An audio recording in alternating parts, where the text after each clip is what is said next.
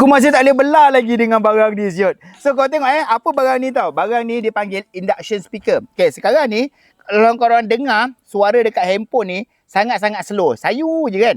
Okay, kau tengok Saya tak ada adjust apa-apa tau. Saya tak ada adjust apa-apa. Ini tak pakai bluetooth apa semua. Bila saya letak kat sini.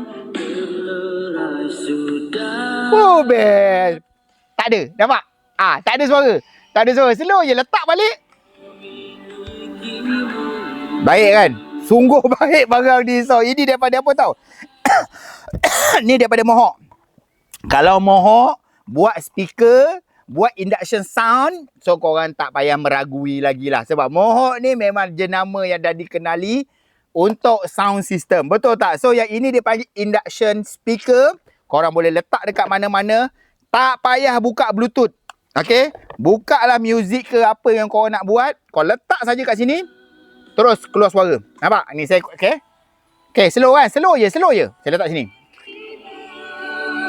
Nampak? Terus kuat. Boleh kuat lagi ni. Tak ada. Slow. Okay, letak. Puas hati. Memang puas hati. Tiba aku tak boleh nak buka muzik lama-lama sangat. Nanti kan hauk kena aku ni kan. So yang gini, aku recommend korang induction speaker daripada Mohawk memang terbaik. Memang baik kan. Jadi kau akan dapat sekali dengan bracket dia ni. Boleh letak kat atas meja ke, atas dashboard ke apa semua.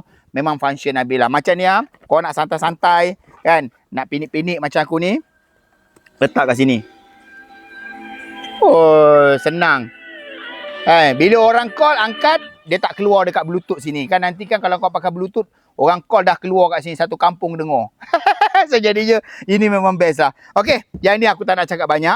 Okay, aku tinggalkan dalam beg kuning. Korang grab cepat-cepat ni Pergi ambil kat dalam beg kuning ni. Memang terbaik daripada Mohawk. Okay, Assalamualaikum.